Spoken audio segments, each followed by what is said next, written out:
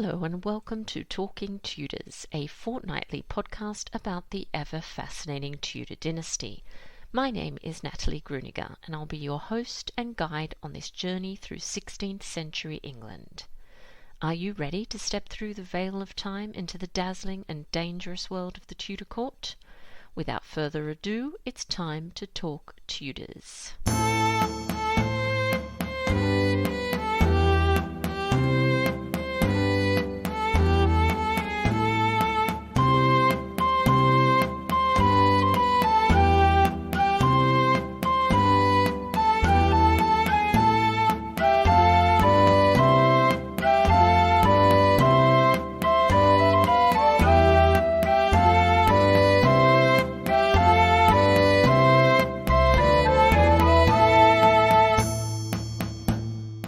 Hello everyone, welcome to the 200th episode of Talking Tudors. I'm your host, Natalie Grueninger. Thank you so much for joining me. As always, I'd like to start by acknowledging and thanking the wonderful listeners who continue to support my podcast on Patreon and extend a heartfelt thank you to everyone who's taken the time to rate and review the show. This really does make a difference. If you love the podcast and you never miss an episode, I invite you to join the Talking Tudors patron family. Visit patreon.com/talkingtudors for more information. Join the Talking Tudors patron family to instantly unlock access to 126 exclusive posts, including 22 audio releases and 30 videos. Patron-only monthly live talks and giveaways are among the other perks. May's prize is a copy of Tudor Mystery, The Master of the Countess of Warwick, published to accompany the exhibition Tudor Mystery, A Master Painter Revealed. The lucky winner will also receive a portrait miniature of Thomas Knivet.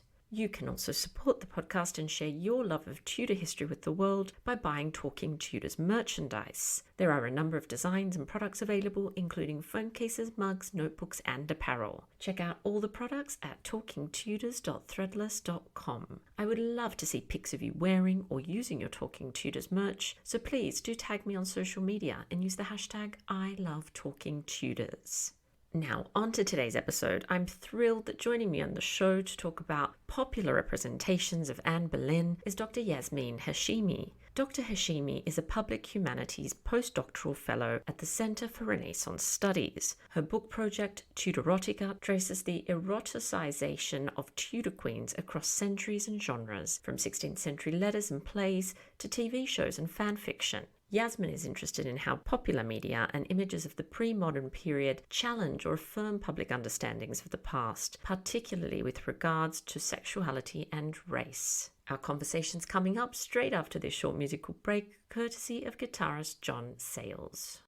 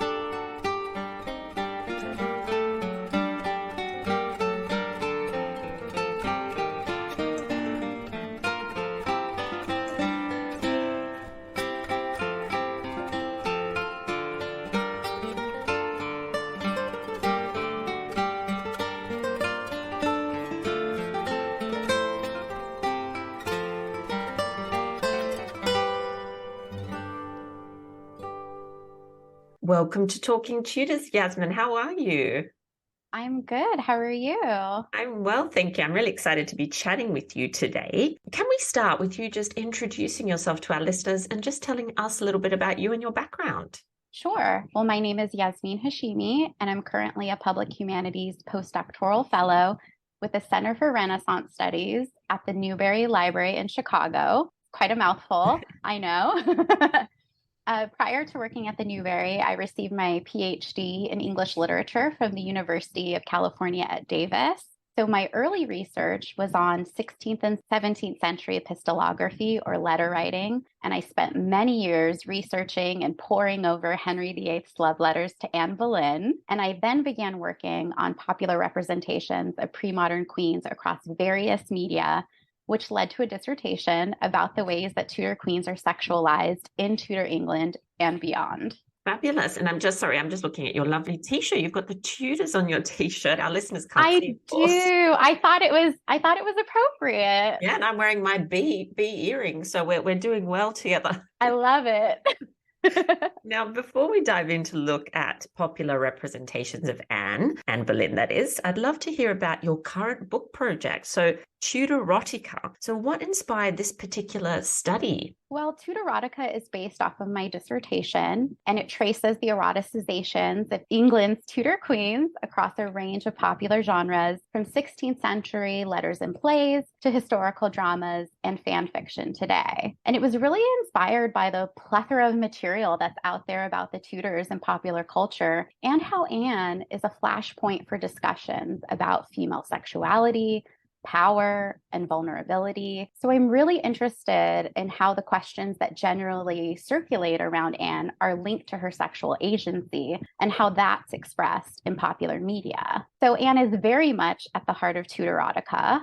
But my book also includes other Tudor queens like Catherine of Aragon, Jane Seymour, basically all of Henry's wives and his daughters, but I'll leave them for future conversations because we are all about Anne Boleyn today. We sure are, but that sounds absolutely wonderful. And when can we expect that? No pressure on you, but when can we expect to see that book? I'm still turning it into a manuscript, so all of your positive energy my way is greatly appreciated. I'm sure anyone who's finished a PhD has felt the exhaustion and wanting to take a little bit of a break before diving into a book, but I'm so excited about the work that I'm doing that I very much want to get it out there so I can join the conversation. And it would be amazing to see my book alongside so many other fabulous books, including yours. Oh, thank you so much. Well, I think it'll be a wonderful addition to all our conversations about Anne. So I'm very much looking forward to it. So talk to us a little bit about the shifting representation of Anne Boleyn from the 16th century to the present day. Well, it's going to take a little bit of time, so I hope the listeners are in it for the long haul. They're very committed, don't worry. So I'll start with William Shakespeare and John Fletcher's play Henry VIII, or All Is True, which is one of the earliest representations of Anne in popular culture. It's a collaborative play that was originally published in 1613, and it's set around the time of the King's Great Matter. So this is when Henry wants to annul his marriage to Catherine of Aragon. So Anne first appears on stage during a banquet scene where she's noticed by all of the men at court, including Henry, who singles her out from the other ladies and dances with her and is so smitten that he begins courting her. Now, the next time we see Anne, she's in her rooms, presumably with a servant who's called the Old Lady, and they're talking about the possibilities of what might happen now that Henry's interested with Anne and has begun courting her in earnest. And the Old Lady says that she would trade her maidenhead for the crown in a heartbeat. But Anne is much more hesitant at the idea of replacing Catherine and marrying the king. And so this turns into a quite explicit scene where the old lady starts talking about how Anne's womanly heart and how her fair lady parts will pave her way to the king's bed and to a position of power. So she's basically telling Anne to make herself sexually available to the king because the payoff is worth it. And she's quite explicit in the way she does this. She talks about Henry and Anne having sex. She makes sexual innuendos about Anne's fair parts being stretched by Henry. So there's no mistaking the way that she is sexualizing Anne as well. And even though Anne insists that she doesn't want to marry Henry, the next time we see her on stage is during her coronation. So this is quite startling and really drives home the idea that Anne had no agency in this situation. And so during the coronation, which is, I believe, the first ever staged coronation, very fabulous and ostentatious and majestic, which I think Henry would approve of, Anne doesn't speak at all. And in fact, she has fewer lines than most characters in the play. So she's simply an ornamental figure on display, and especially in this case at her coronation. So we are privy to a conversation between two gentlemen who are in attendance. They're gazing upon Anne. They begin fantasizing about her and saying how lucky Henry is to have her. And they even go so far as to imagine her in Henry's arms and in his bed. This play shows how Anne is already a figure of erotic investment in the early 17th century. And this isn't the first time that Anne is eroticized on stage in the pre-modern period. John Banks's play, Virtue Betrayed, which was published 70 years later, is much more explicit than Shakespeare and Fletcher's play. A very brief, watered-down synopsis for listeners who aren't familiar. Anne and Henry Percy are star-crossed lovers, torn apart by Henry, who's a tyrannical king and husband, and Cardinal Wolsey is plotting with Henry's ex-mistress, Bessie Blount, in an effort to destroy Anne. This is quite dramatic, very soap opera-like. One of the ways he tries to destroy Anne is by convincing Henry that Anne has been unfaithful. So Wolsey has these interesting and sneaky scenes where he talks about how he's talking to Henry and he says, Anne dreams about her former love interest, Percy. And he paints this seductive fantasy of a sleeping Anne becoming aroused by sexual dreams about Henry Percy. And he goes on to say that these dreams whet her appetite and that she then uses Henry to slake her lust. And I'm only mentioning brief examples for the sake of time, but I think they really show how early modern male writers like Shakespeare and Fletcher and Banks set Anne up as a subject of male fantasies. And this lasts for hundreds of years and is then picked up by popular media, including Showtime's The Tudors, which was aired from 2007 to 2010. And what I think is so interesting is that the other two examples I've discussed represent Anne pornographically. And we also see that in The Tudors. But because The Tudors is on TV, they can exploit that visual medium and make everything more explicit by not only drawing attention to Anne's body, but by showing it undressed and in various positions. So during the first season, we see Henry VIII, who's played by Jonathan Rhys-Meyers, and Anne Boleyn, played by Natalie Dormer, in a game of cat and mouse where he's chasing her and she runs away.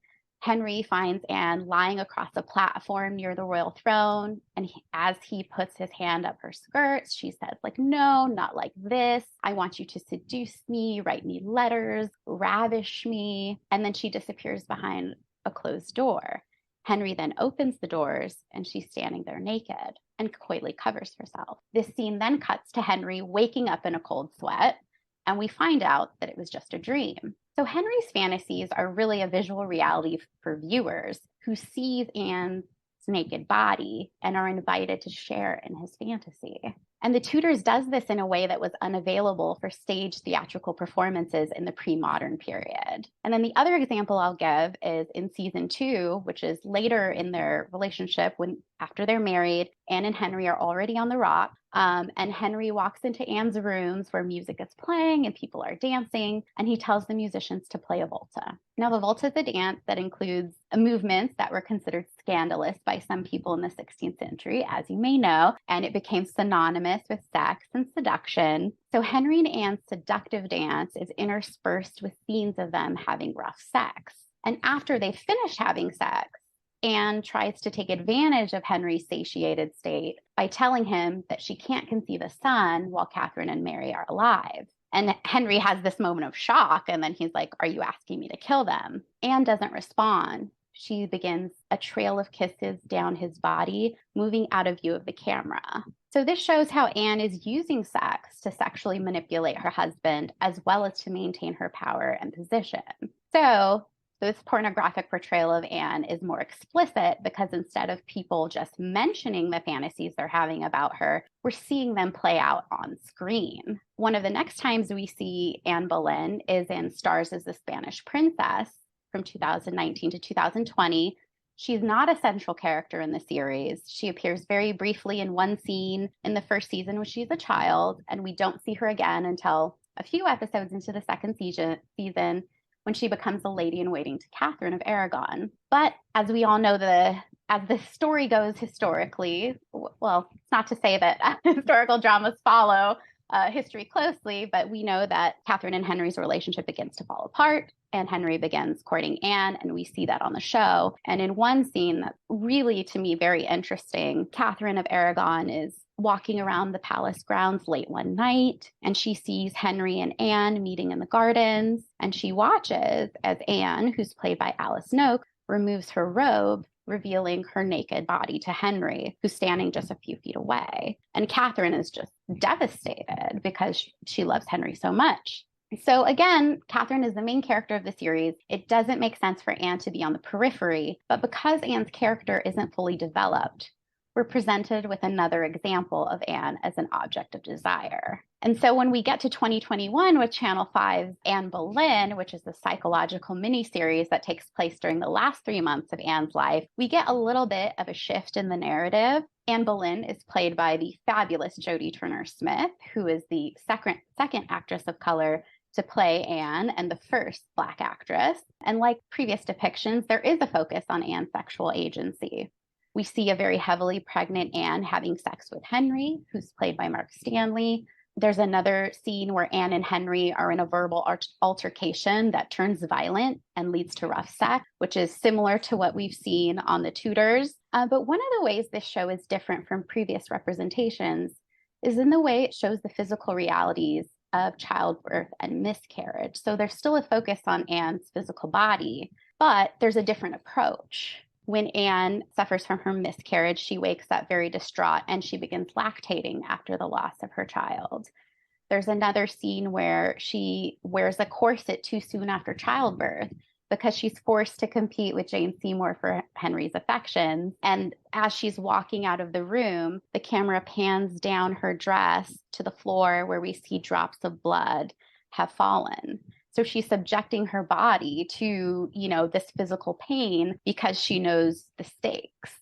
So it's a very different way of thinking about Anne and her body. And what I love about this series is it also invites us to think about the intersections between sexuality and race. What does it mean when a Black woman is playing a historical figure who was accused of adultery and beheaded?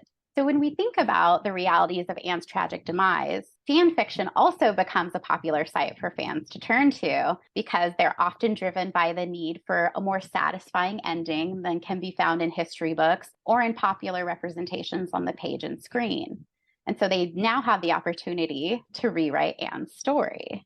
So although a lot of Tudor fan fiction in them, Anne often escapes Henry and the hangman's axe and receives her happily ever after, which many of us would have wanted for her. In Tudor fan fiction, she's also frequently eroticized. And one of the ways this happens is she's often given different sexual partners. Now, this could be anyone from Charles Brandon to Jane Seymour to Edward Cullen from Twilight. So people get really creative about the ways they imagine Anne finding love in her happily ever after. But what I think is the most interesting is that out of all of Henry's wives, Anne is the subject of most Tudor fan fiction. And she's the most frequently eroticized in those stories. So it really makes me think that even as we imagine new possibilities for Anne, fans still sometimes perpetuate the ways that she was eroticized in previous depictions within popular culture. So there's a lot there to work with. There sure is. And I can totally understand why you're so passionate about this work. It's really fascinating to think about all of that. And I think it's also really interesting to think about what these representations that you've been talking about tell us about the societies in which they were kind of created and popularized. Do you want to tell us a little bit about your thoughts on that? Yeah, well, Susan Bardot has a wonderful book I'm sure you're familiar with called The Creation of Anne Boleyn. And in it, she argues that each generation essentially creates its own Anne Boleyn that reflects the society in which it was produced, but that there's always a default Anne who has long been imagined as a scheming woman. And that seems like something that's inescapable. And I think of it similarly. I certainly agree with her, but I also think that default Anne is often sexualized, hypersexualized, in fact, and eroticized. And so the amount of Tudor period dramas we've seen in the past 20 years, I think really shows a growing interest in the stories and histories of women who have been sidelined and overshadowed by Henry. I think we've seen a shift away from the male-centered narratives to really focus on not just his wives, but now different queens are getting their time in the sunlight. As much as we love Anne Boleyn, and I believe we're still going to see many, many more iterations of her across media. We're also seeing shows about Catherine of Aragon. There's one about Catherine Parr on the horizon. Catherine Parr was also featured in Stars is Becoming Elizabeth. So, we're getting some more action from the other queens, which is, I think, quite exciting. And I think the Tudor period dramas really shed light on how queens negotiated the patriarchy. And one of the ways that period dramas shows this negotiation is actually through sex. So recent representations on screen often reimagine Anne, as well as like other Tudor queens, as these proto-feminists who express desire and are sexually liberated. But as popular representations reimagine Anne as more feminist, they also inevitably eroticize her in the process.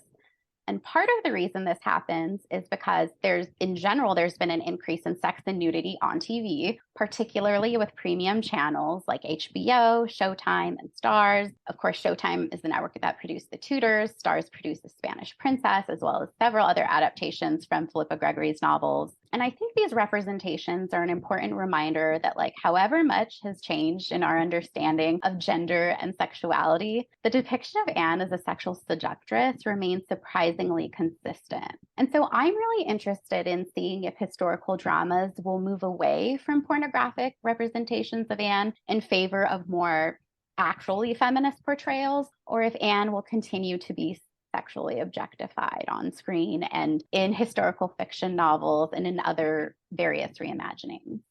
Yeah, that's a very good question. It's so interesting, isn't it? Because you don't often see, well, I don't know if you ever see Catherine of Aragon portrayed in quite the same way as Anne Boleyn. So it brings up a lot of interesting questions. And I would definitely love to see Anne's religious side brought to life a little more in popular fiction and popular representations. But of course, it's not, when you're putting it on screen, maybe it's not as interesting to people, but that's what I would definitely like to see. So I recently read a really wonderful article that you wrote, very thought-provoking essay, which was called A Beauty Not So Whitely, Anne Boleyn and the Optics of Race. So in that, you argue, among other things, that Anne's not so whitely skin and dark features are, and I quote this, part of a system of race making in 16th century England. So can you talk to us a little bit about your research on the racialization of Anne Boleyn and maybe just unpack this a little bit for our listeners? Yeah, well, I was really struck by how Anne's contemporaries use signifiers of otherness to describe her.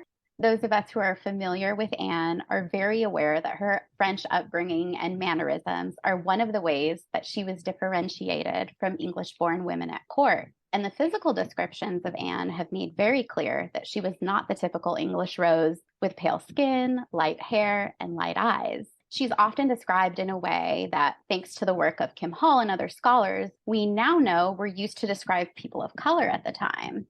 So there's a focus on the darkness of her features, which includes her eyes and her hair, but also extends to her skin. And of course, in this period, a part of race making, how race is made, goes beyond just the skin color. It includes facial features, it includes hair, sometimes it includes religion, social class. It's a very malleable concept, very different from the way we imagine it today. So I was really interested in thinking about these descriptions, like when Wolsey calls Anne the Night Crow, or when she's referred to as a brunette, which in the 16th century actually refers to dark skin rather than just hair color as it does today. And I was particularly struck by a Venetian diplomat who noted Anne's swarthy complexion. So swarthy is to be of dark of hue, black or blackish, dusky. It's a word that was often used to describe Black people and North Africans in the 16th century. So I thought it was really interesting when you put all of these descriptions together and think about, like, well, what does this mean? We have portraits of Anne and she doesn't look dark, right? And I also had to take a step back and say, well, a lot of these portraits that we do have, some of them have been disproved. We've realized that maybe this isn't Anne Boleyn or they've been painted posthumously. So we don't actually know what she looked like. There's a sketch for sure, but we aren't quite sure. And I initially assumed that, much like accounts that claim that Anne had a sixth finger, the descriptions that associated her with darkness were from her enemies. And while I was and that was initially the way I was approaching this research. I was like, this is just another way for her enemies to sort of take her down. And as I was conducting my research, I was surprised to find that all the accounts, whether it's from people who were friends of the Boleyns or their enemies, seem to agree that Anne not only had dark features, but that her skin wasn't white enough.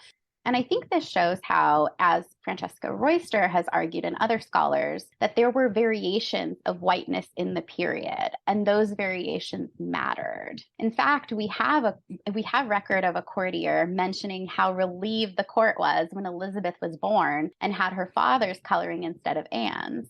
And so this anxiety over skin color was very much present in the 16th century and within the Tudor court. And I thought that was really exciting and interesting. And it just adds another layer to the way we reimagine Anne. Absolutely. I found that article really fascinating, and I'll put a link to it in our show notes. So if our listeners would like to read it, they can. I actually looked into contemporary accounts of Anne Boleyn's appearance really closely for a lecture I did recently.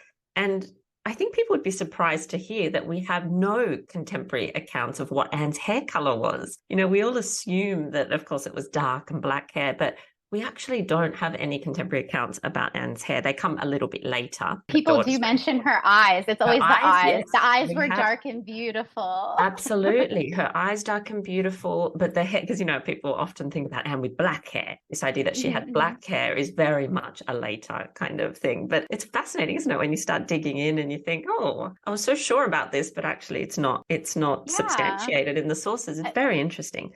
And also we realized that some of the histories that we were reading by scholars, perhaps even in the Victorian period, were wrong about things. And when you try to track down those sources from the Tudor period, you sometimes can't find them. And I've been on many wild goose chases like that. And then you're like, wait, well, then how do we know this to be true today? Like, why do we imagine her with dark hair if there are actually no contemporary accounts that mention it? And so I'm fascinated by that fact that you just mentioned. And I think it also shows how there's so much for us to learn, and it's so exciting. Oh, absolutely. And look, I've spent many hours down many different rabbit holes and dragged other people in with me, which is my specialty. So it's so fascinating. And you've talked a little bit about shows like The Tudors, which of course have brought lots of people to the period. So can you tell us a little bit more about how the Tudors actually shaped the way audiences think about the past and imagine Henry VIII's court as well? Yeah, well, for better or worse, I think, as you said, they have a significant impact on the way audiences think about the past, specifically with regards to gender, sexuality, and race. And my hope is that historical dramas are a gateway or an entry point for viewers who are interested and are perhaps less familiar with the Tudors or 16th century England. So, for example, like The Tudors features all 6 of Henry's wives.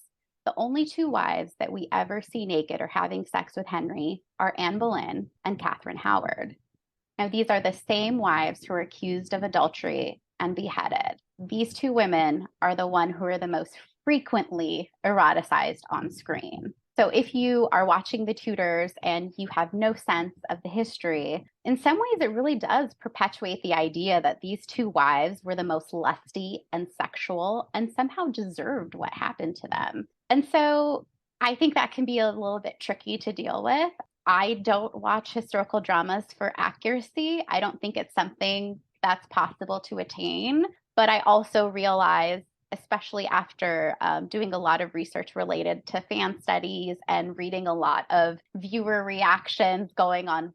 Way back when the Tudors first came out, I was on like every message board, seeing how people were reacting. And it was really interesting to see fans saying how, oh, I saw this sex scene of Charles Brandon, played by Henry Cavill, and I felt like it really made me understand the Tudor period. So there's this interesting connection, and I was like, how? I watched it, and I was just thinking how handsome he looked. But I think there's this really interesting connection between sex and knowledge, and this idea that characters that when they're stripped down, you're somehow getting to the true core of who they are.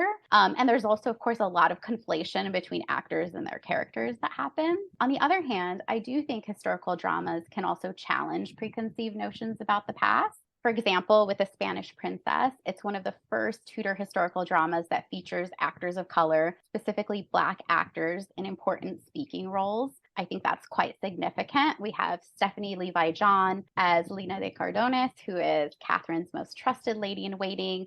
She is a Black woman whose parents converted from Islam to Catholicism. We have Aaron Cobham as Oviedo, who's the Muslim Moor and a soldier in Catherine's employ, and he's Lena's love interest. And we also get to see John Blank, who was the royal trumpeter of both Henry VII and Henry VIII, and Nagasi, who's a Black musician in the Scottish court of James and Henry's sister, Margaret Tudor. And prior to this show, we haven't really seen people of color in Tudor period dramas, which might lead viewers to believe that there weren't people of color in the Tudor court or in England. And that's contrary to what historical records tell us. So I think historical dramas can be really useful in diversifying our understanding of Tudor England. Why do you think that it's so important to diversify this particular picture of Tudor England? And you're right, I've seen arguments people having on Twitter about this, and no, there weren't people of color. Of course there were, and you only need to sort of immerse yourself in the sources for a short period to know there was great diversity in Tudor London and Tudor England. But why do you think it's so important now to diversify that picture? Well, I think, as you said, there are so many viewers who don't know this history. And so it's important for people to see it on screen. It gives us a more complete picture of life in Tudor England. The Tudors were both aware of and interested in people from other countries, including countries beyond Europe. We know Spain was already conquering and colonizing countries, and England had ties with Spain.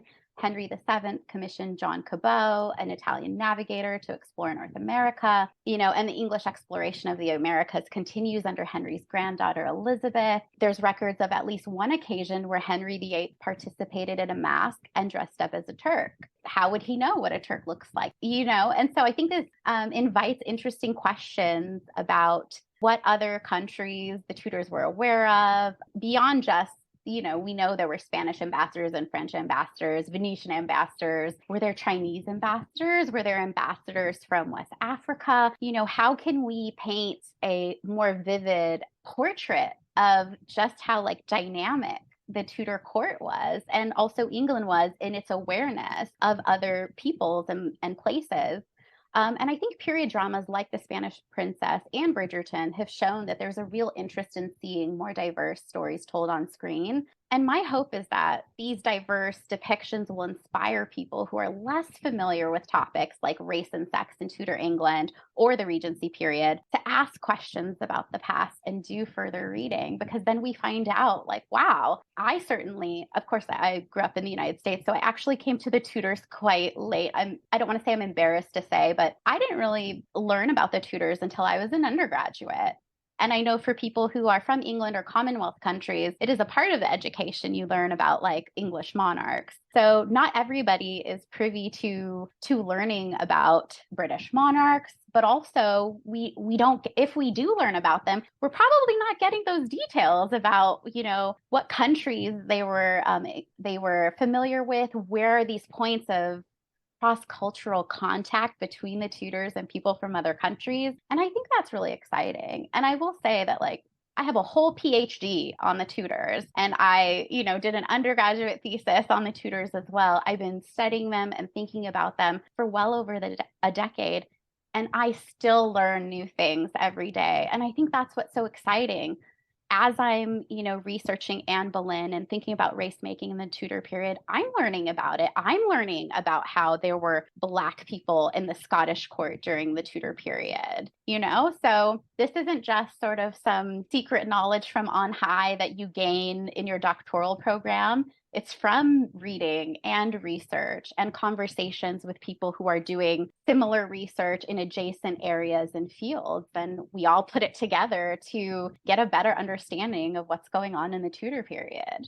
What a wonderful answer. And I completely agree with you. I always say I'm just always a student. I love learning. But that's, Yeah. and there's lots of great projects now looking at those cross-cultural connections, which is really exciting. But as you say, yes, I think there's space for definitely more work and more work for a general audience so that we can all understand this diverse picture of Tudor England. So when it comes to Anne Boleyn, why do you think the public is just absolutely insatiable? They can't get enough of reading documentaries, Why is that, do you think? I mean, this is the $1,000,000 question, isn't it? Sure Well, Anne is. Boleyn is such an interesting historical figure, and she was at the heart of drama and scandal in the Tudor court. And I just think about all of the sort of big flashy headlines we think about when we think about Anne Boleyn. Henry courted her for almost a decade. He breaks with the Catholic Church. He annuls his marriage with his wife of 24 years, changes the line of succession. Each one of those examples alone is compelling. But I also think that the fact that we have such little existing materials in Anne's own words leads to lots of speculation and a desire to fill in those gaps because we know that Henry attempted to erase her. We do not have Anne's responses to Henry's love letters. It is my dream, listeners, if you hear the sound of my voice and what have you, somebody please find them. Because I would love to know, what she was saying. We know that, Henry changed the architecture of Hampton Court to remove her initials. He really wanted to erase her, but yet we find her in letters and dispatches because so many of Anne's contemporaries are talking about her, but she rarely speaks for herself. So we have to do a lot of detective work and piecing together of documents, looking at accounts from her contemporaries to try to gain a full picture of who she was. And that picture might never be complete. And I think for me, at least, that's what's so intriguing. And that's what leads to various representations of Anne in literature, television, film, historical novels, fan fiction. Like we can't get enough because we are trying to put the pieces together. Yeah, I absolutely agree with you. I think it is that element of the unknown and the fact that she is open to interpretation that means people connect with her on so many different levels, all the different ends, and some people are drawn to one and some people are drawn to another. So it's incredible. I will just mention, though, for anyone that's at Hampton Court, if you look up to the ceiling, you will find lots of falcon badges that Henry, thankfully, didn't reach, and lots of other little hints of her life there, which is really amazing.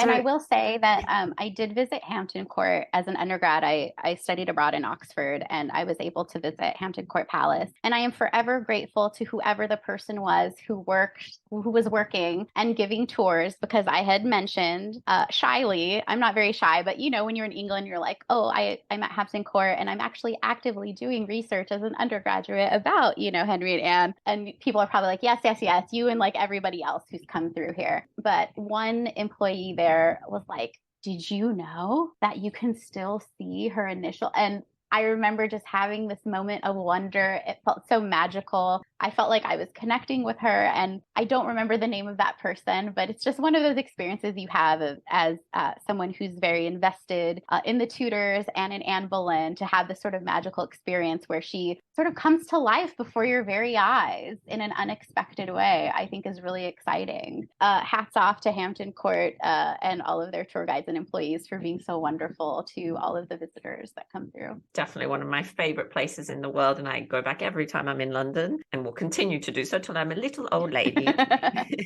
And so last question for you, what do you ultimately hope to achieve through all this amazing work and research and study that you're doing?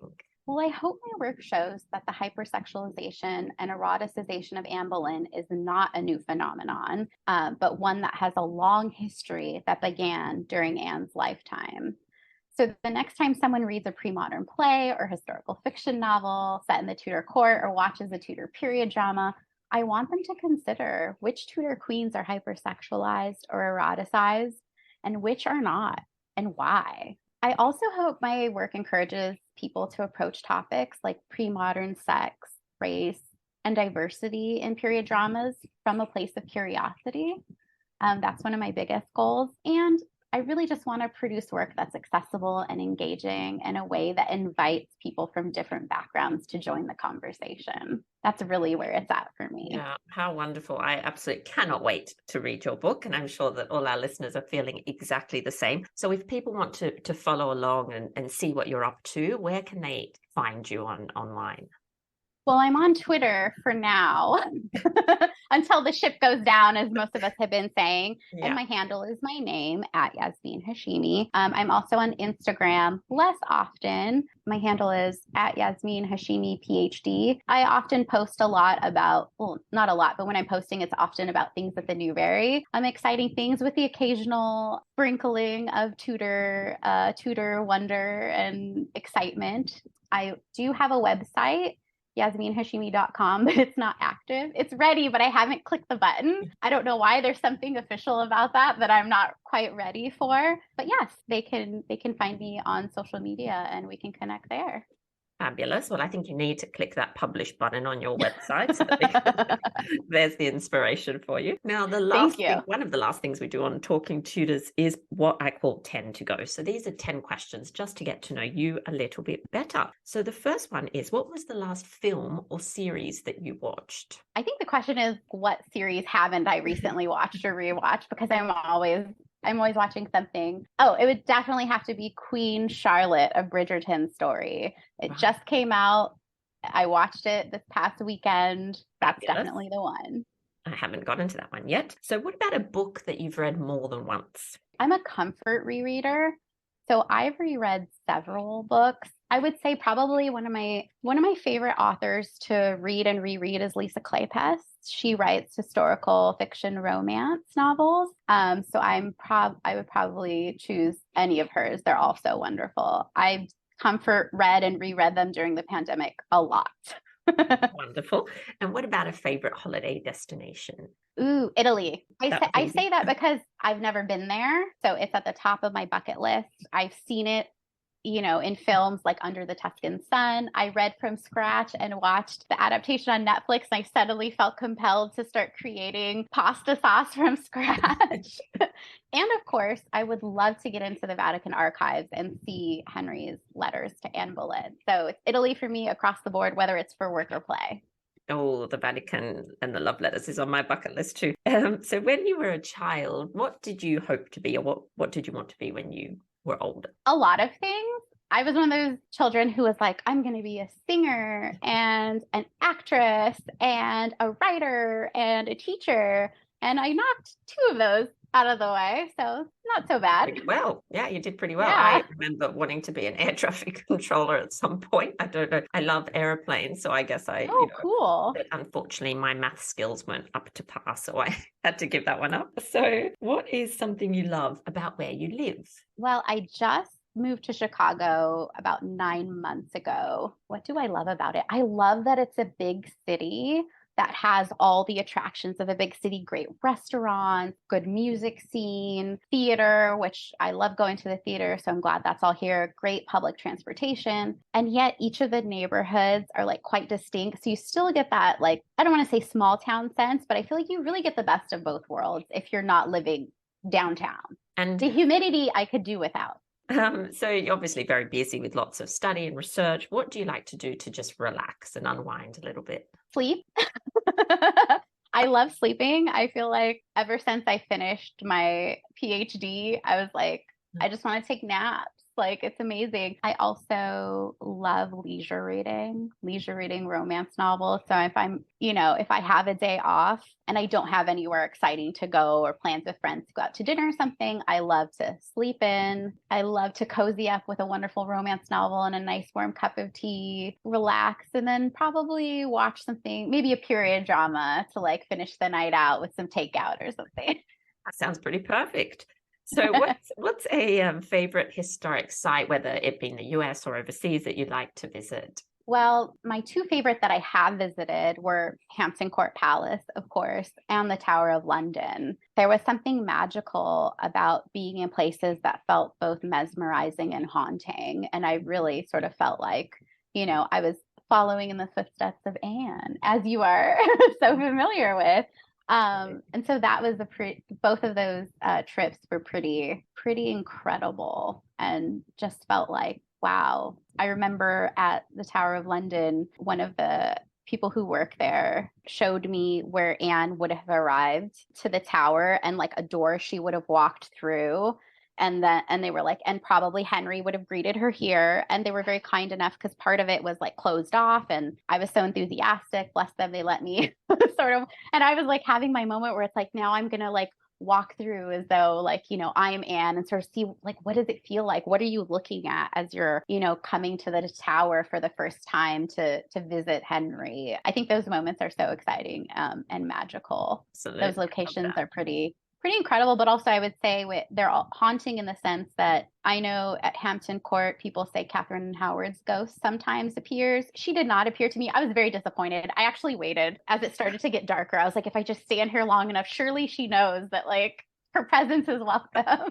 And then of course the tower, going into the church and, seeing where Anne Boleyn was laid to rest, and how outside there's, it's been memorialized, all of the people who were martyred and things like that. So it's both magical and haunting. And what is a mystery, and it can be anything, whether it be sort of historical or contemporary, a mystery that you'd like to know the answer to?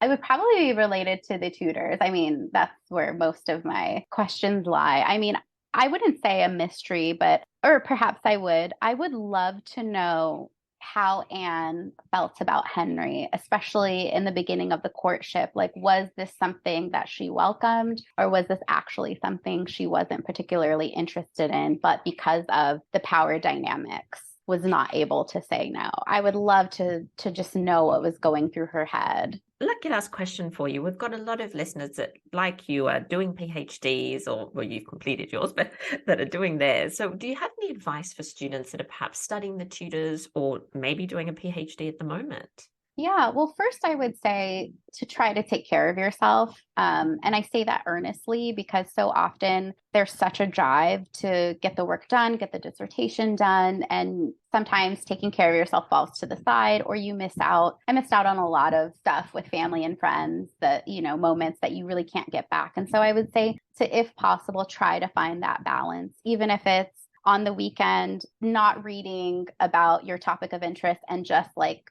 leisure reading, or going out and taking a walk. Like, those moments of taking care of yourself are so important, and you will thank yourself in the end for them. And in terms of people who are studying the Tudors in particular, I would say, and I hope other Tudor scholars, experts, enthusiasts are okay with this, but I would say try reaching out to people who have already done this work and are doing this work. I've found that so many people have been incredibly warm and generous and welcoming. Social media really allows for that, where you might have to wait until a scholar is in town on a book tour or giving a talk to really engage with them. But I've had such fabulous interactions. I remember once I was tweeting about, as I was working on my work on the racialization of Anne, and I was thinking about her portraits. And Dr. Owen Emerson responded to me and was like, hey, we have a portrait here. And like, is there anything I can do? Can I take pictures and send them to you? Is there anything I can do to help you with this work? And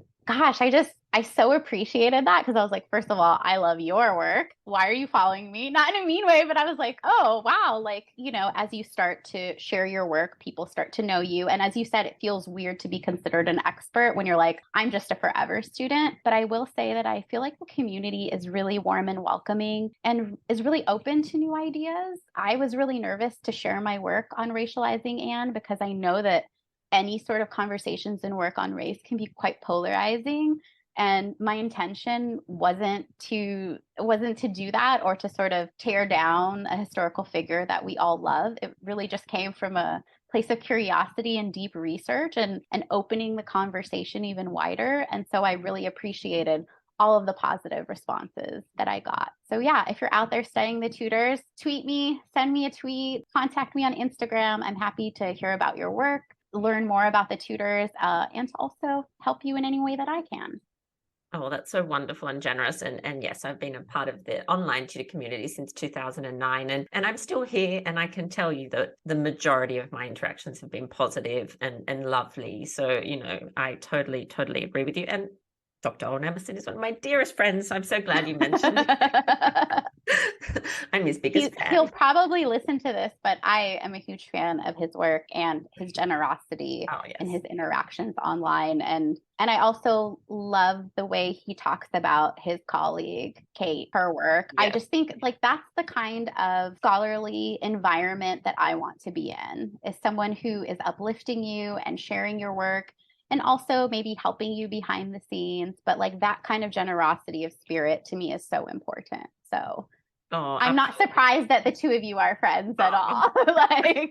He's going to love hearing all that you've just said. So thank you. And the very last thing, and I promise I'll let you go and enjoy your day, is our Tudor takeaway. So this is something for our listeners to go off and explore after the episode. So do you have a Tudor takeaway for us? I do. I have 3. I love it. The first love one. Your enthusiasm. Well, I'm trying to cover all of my different interests, because my work, as you have heard now, is quite interdisciplinary. I'm covering literature, history, media studies, fan studies. So I tried to find a compilation of those, as well as race and diversity in period dramas. I tried to find a compilation of those that could be appealing to listeners. So the first one is Great Ladies by Sylvia Barbara Soberton. If you're interested in Tudor queens, but also the women who surrounded these queens, the women who are privy to all of the goings on in the queen's chambers, it is a fabulous book. I have it on my bookshelf here. It's so overly highlighted. It was ridiculous how much I was highlighting and underlining and writing notes, but it was really wonderful. The second book is History Fiction and the Tudors: Sex, Politics, Power, and Artistic License in the Showtime television series, which is edited by William V. Robeson. I suggest this one because I believe it's the only volume that's about just the Tudors. And when it came out, I was so excited about it because it really affirmed that, people who are interested, especially scholars interested in period dramas, it's not just fluff work. There's actual interesting scholarship happening. It covers any possible topic on the Tudors, from individual analyses of Henry's wives to the way that his children are portrayed, to religion, to artistic portraiture on screen. It really covers the gamut. And I think it's also exciting to read a book where you're hearing from multiple scholars about their areas of expertise. So if you're into fashion, there's a chapter on fashion. Everything's there. It's wonderful. I wish I had finished my work in time to have been a part of something like that, a collection like that, but it was so affirming. And it's really exciting. Even if you aren't a scholar, I think if you're interested in period dramas, it's still like readable and accessible in that way. And the last Tudor takeaway is African Europeans by Olivet Otel.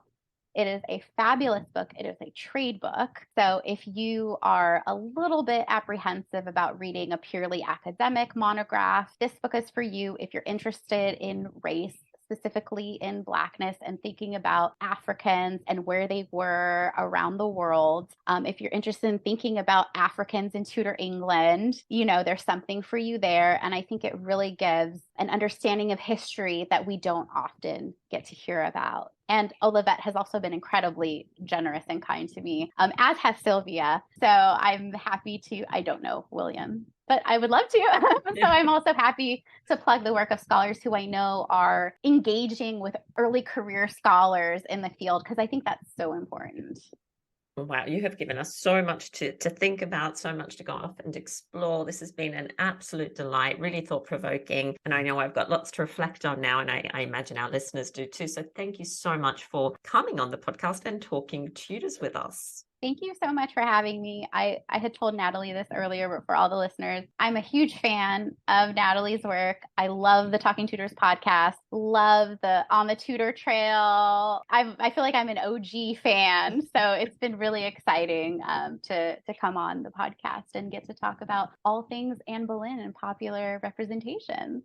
Well, that brings us to the end of this episode of Talking Tudors. Thank you so much for joining us. I absolutely love to hear from listeners, so if you have any comments or suggestions, or just want to say hi, please get in touch with me via my website, www.onthetudortrail.com, where you'll also find show notes for today's episode. If you've enjoyed the show, please share the podcast with friends and family, and don't forget to subscribe, rate, and review. I also invite you to join our Talking Tudors podcast group group on Facebook, where you can interact with other Tudor history lovers and hear all the behind-the-scenes news. You'll also find me on Twitter. My handle is On the Tudor Trail, and on Instagram as The Most Happy 78. It's time now for us to re-enter the modern world. As always, I look forward to talking Tudors with you again very soon.